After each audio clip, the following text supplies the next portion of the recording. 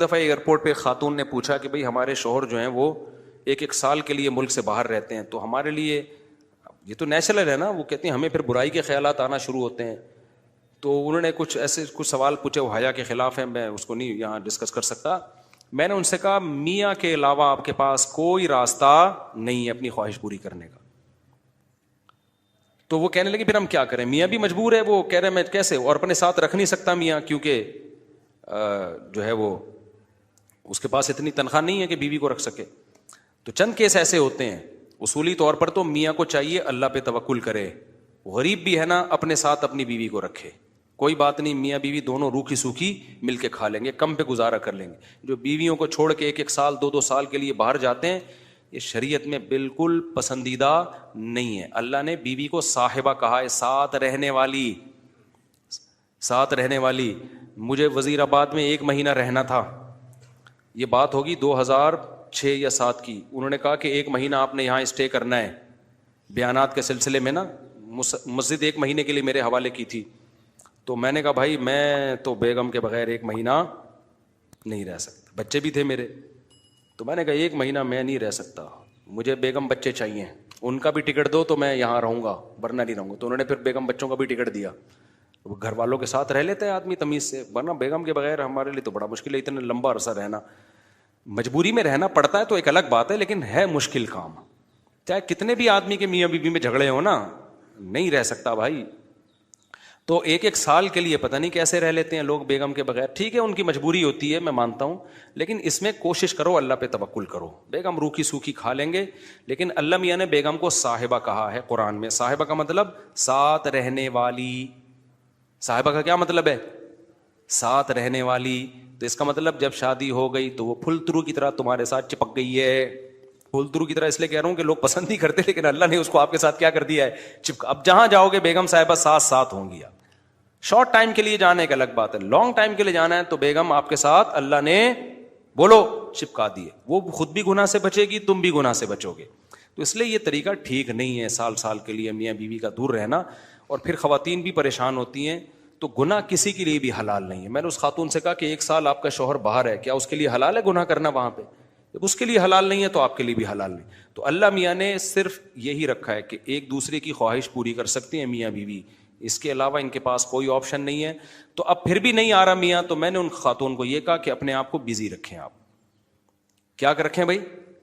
کوئی positive activities میں اپنے آپ کو کھپا دیں. ایسی موویز تو ویسے بھی ٹھیک نہیں ہے دیکھنا، خاص طور پہ فحش موویز دیکھنا، اور ٹک ٹاک پہ صبح شام بے حیائی. تو جب یہ انسان کی عادت ہے، جب وہ اپنے آپ کو کسی پازیٹیو کام میں لگا دیتا ہے نا، تو چند دن پھر یہ جھٹکے لگیں گے، اس کے بعد انسان نارمل. کئی لوگ ہیں جو 1 سال گھر سے باہر رہتے ہیں مجبوری میں، بیویاں بھی رہتی ہیں، وہ گناہ نہیں کرتے. وجہ کیا ہے کہ وہ سوچتے ہی نہیں نا اس بارے میں، وہ اپنے آپ کو بزی رکھتے ہیں، مصروف رکھتے ہیں. تبلیغی جماعت میں سال کے لیے لوگ جاتے ہیں. میں تو اس کو صحیح نہیں سمجھتا بیگم کو، جوان بیوی کو چھوڑ کر جاؤ آپ. لیکن بہرحال جو جاتے ہیں تو وہ گناہ تھوڑی کرتے ہیں، بچے رہتے ہیں، کیونکہ وہ ایک خاص ترتیب میں اپنے آپ کو جوڑ چکے ہوتے ہیں. بہرحال یہ نہیں ہے اس کو. تبلیغی جماعت میں سال کے لیے جا رہے ہو، اگر شادی شدہ ہو بیگم کو بھی لے کے جاؤ ساتھ میں. ہم تو یہی کہتے ہیں تبلیغ والوں سے بھی، بھائی اگر سال کے لیے جا رہے ہو نا، تو یہ زمانہ بہت خطرناک زمانہ ہے. حضرت عمر نے جہاد میں نہیں چھوڑا تھا، تو یا اس کے لیے جو ہے وہ ایجڈ ہو گئی ہے، بوڑھی ہو گئی ہے، ایک الگ بات ہے. لیکن آج کل بہت مسائل کھڑے ہونے کا خطرہ ہوتا ہے. لوگ کہتے ہیں نہیں فلاں سال کے لیے گیا کوئی مسئلہ نہیں ہوا. بھائی مسئلہ ہونے پر حکم کا مدار نہیں ہے، فتنے پر حکم کا مدار ہے، خوف پر. بے پردگی جب ہوتی ہے تو لازمی زنا نہیں ہوتا، لیکن زنا کا خطرہ ہوتا ہے. تو خطرے کی بیس پہ شریعت نے عورت کو پردے کا حکم دیا ہے. سمجھ رہے ہو؟ تو آپ اپنی بیگم کو 1 سال کے لیے، جوان بیوی ہے، اس کو چھوڑ کے چلے گئے، تو ضروری نہیں کہ وہ برائی میں لگے، لیکن برائی کا خطرہ ہے نا. تو خطروں کی بیس پہ احکام دیے ہیں شریعت نے. برائی کا یقین ہو پھر تو بالکل ہی حرام ہے. تو خطرے کی بیس ہے، خطرہ اس بات کا. اس لیے اتنا لمبا بیگم کو چھوڑ کے جانا ٹھیک. اور میں آپ سے بتاتا ہوں، دیکھو جس کو بیوی کے حقوق دینے ہو نا، اپنی بیٹی کو سامنے رکھ کے سوچ لے. آپ یہ چاہتے ہو کہ آپ کی بچی کی شادی ہو اور داماد اس کو 1 سال کے لیے چھوڑ کے چلا جائے، تو آپ اپنی بیٹی کے لیے پسند کرو گے اس بات کو؟ تو جو اپنے کے لیے پسند نہیں کر رہے، دوسروں کی بیٹیوں کے لیے کیوں پسند کر رہے ہو اس بات کو؟ بھائی یہ تو غلط ہے نا. تو اس لیے یہ اچھے لوگوں کی علامت نہیں ہے. ہاں تبلیغ میں اللہ کے لیے قربانی دے رہے ہوتے ہیں، لیکن بیگم کو بھی لے جاؤ یار. سمجھتے ہو گے نہیں سمجھتے؟ یا پھر شادی کے بغیر پہلے سال لگا لو، شادی کی ہے تو پھر بیگم کو ساتھ لے کے جاؤ. تو بڑے مسائل کھڑے ہونے کا خطرہ ہوتا ہے آج کل. تو اس لیے اس میں جب، اور اگر نہیں ہے کوئی صورت نہیں بن رہی ہے تو پھر اپنے آپ کو مثبت ایکٹیویٹیز میں اتنا کھپا دو.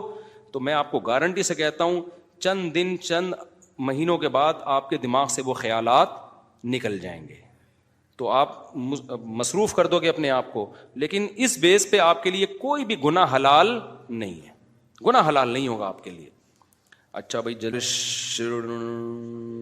طاہر شمیر رحیم یار خان انٹرچینج سے جب بھی گزر ہو میرے پاس کھانا کھا کے جائے. ٹھیک ہے انشاءاللہ، صلو علی الحبیب. چلیں کبھی گزریں گے تو. لیکن وہی ہے، کسی سے ملاقات نہیں کروانی، سیدھا کھانا رکھ دینا ہے، اصرار نہیں کرنا. ہماری مرضی، کھانا کھائیں نہیں کھائیں، نکل لیے پھر ٹھیک ہے. ایسی دعوت ہمیں بہت اچھی لگتی ہے. دیکھو مجھے وہ مہمان اچھا لگتا ہے جو بے تکلف ہو.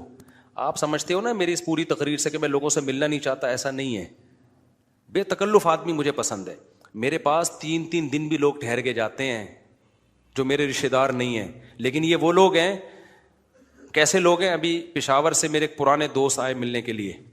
آئے، میں نے کہا السلام علیکم، کیا حال ہے، سب سیٹ چل رہا ہے؟ الحمدللہ. اس کے بعد پتہ نہیں میں بھول گیا.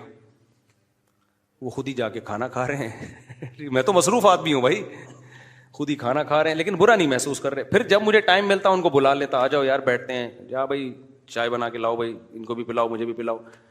پھر کھانے کے ٹائم پہ مجھے یاد آیا ارے وہ آئے ہوئے ہیں. میں نے کہا آپ بھی آ جاؤ کھانا کھا لو. انہوں نے کھانا کھا لیا. صحیح ہے نا. پھر بھول گیا میں کہاں گئے، پتہ نہیں کہاں گئے. پھر اگلے دن مجھے یاد آیا، اڑے بندہ آیا ہوا ہے بھائی، لیکن وہ ناراض نہیں ہو رہا. پھر میں آیا، جب میں فارغ ہوا میں نے کہا آ جاؤ یار، میں نے فلاں جگہ جانا ہے بیان کے لیے، آپ بھی میرے ساتھ ہی گاڑی میں آ جاؤ. اپنے ساتھ گاڑی میں بٹھایا، لے گئے ان کو، بیان کیا، گھمائے، پھر آیا اپنے ساتھ ہی واپس لے. پھر بھول گیا میں، پتہ نہیں بندہ گیا کہاں پہ. تو وہ ناراض نہیں ہوئے. 3 دن اسی طرح ہم نے ہنسی خوشی گزارے. اس کے بعد وہ نکل لیے. انہوں نے کہا میں پشاور پہنچ چکا ہوں. میں نے کہا یار کوئی میری طرف سے کوتاہی ہو گئی، معاف کر دینا. کہہ رہے کہنا تو یہ چاہیے تھا، بدتمیزی کی انتہا کر دیا آپ نے. لیکن وہ خوش تھا. تو ایسے بندے 100 دفعہ ہیں.